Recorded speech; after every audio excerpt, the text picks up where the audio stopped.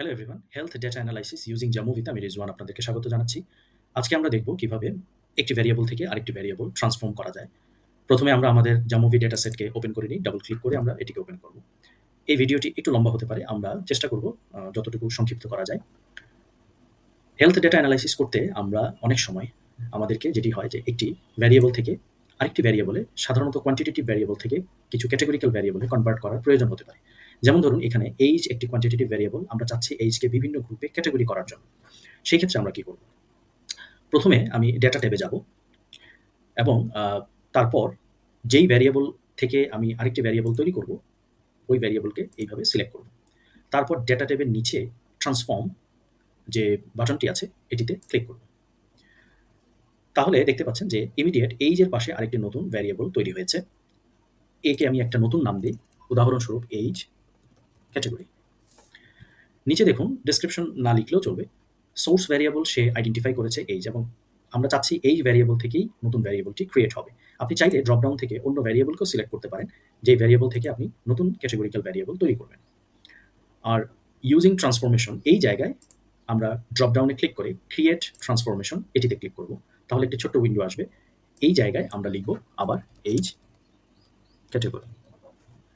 Description না দিলেও চলবে। তারপর আমরা এখানে অ্যাড রেকর্ড কন্ডিশন, এখানে আমরা প্লাস সাইনে ক্লিক করব। এই জায়গাটি আপনাদের জন্য একটু জটিল হতে পারে, কিন্তু খুব বেশি কঠিন নয়। আমি ধাপে ধাপে আপনাদেরকে বিষয়টি একটু পরিষ্কার করে বোঝানোর চেষ্টা করব, যাতে আপনাদের জন্য সহজ হয়। প্রথমে আমরা খুব সহজভাবে চিন্তা করি। আমি যদি একটি নোটপ্যাড নিই, ধরুন আমার ডেটা সেটে পুরো ডেটা সেটের যে রেঞ্জ আছে এটি হচ্ছে 18 অ্যান্ড অ্যাবাভ। আমার ডেটা সেটের রেঞ্জ হচ্ছে এইজের রেঞ্জ 18 অ্যান্ড অ্যাবাভ। সো আমি খুব সহজভাবে যদি চিন্তা করি যে প্রথমে আমি দুটি গ্রুপ করতে চাচ্ছি। একটি হচ্ছে ফর এক্সাম্পল 40-এর উপরে, অর্থাৎ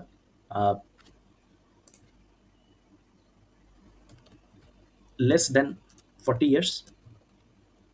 আরেকটি গ্রুপ আমি তৈরি করতে যাচ্ছি, ওরা হচ্ছে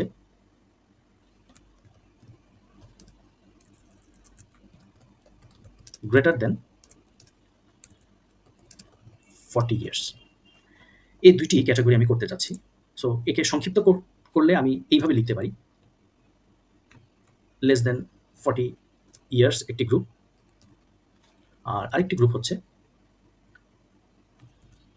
সাইনটা একটু চেঞ্জ করি কনফিউশন দূর করার জন্য, গ্রেটার দেন ইকুয়াল 40 ইয়ার্স। আমি এই দুই ক্যাটাগরির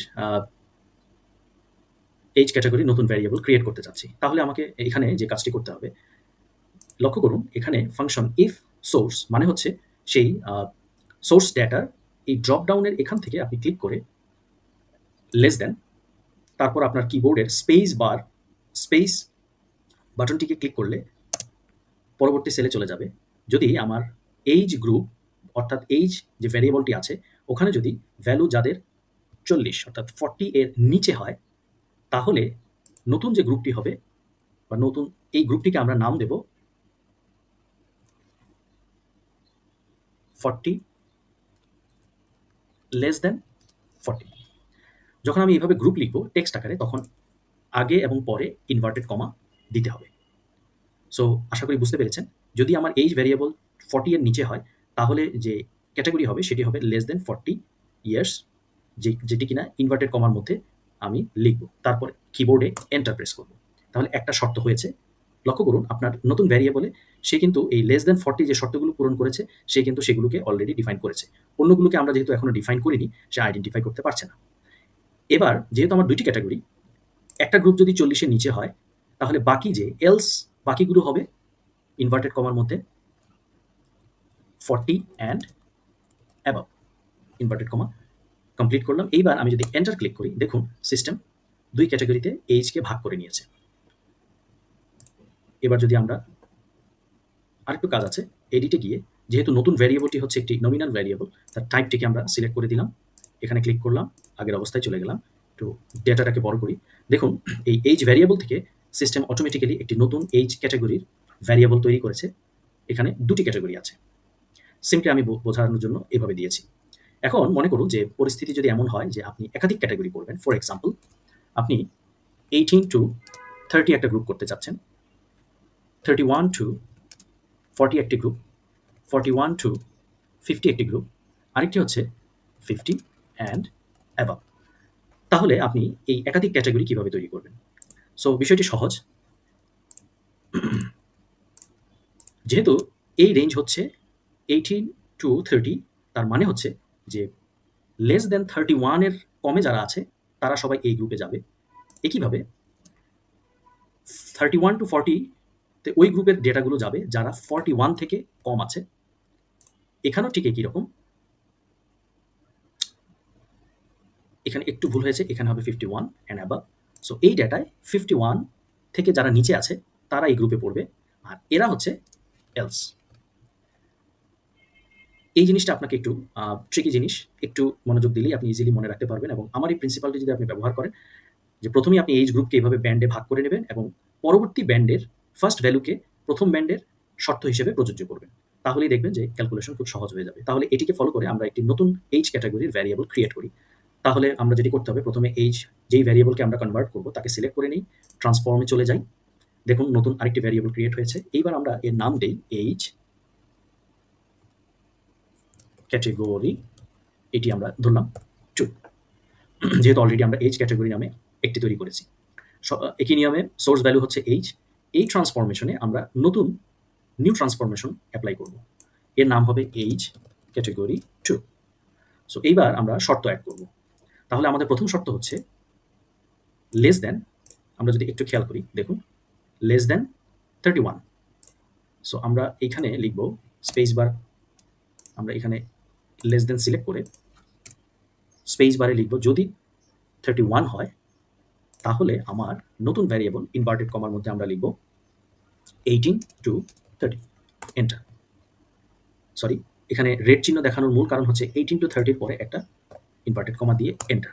এইবার ঠিক আছে, একটা গ্রুপ আইডেন্টিফাই হয়ে গেছে। সো নেক্সট গ্রুপ, এইবার নেক্সট গ্রুপ হচ্ছে যদি লেস দেন কি হয়, স্পেস বার দেবো, তাহলে পরবর্তী সেলে চলে যাবে।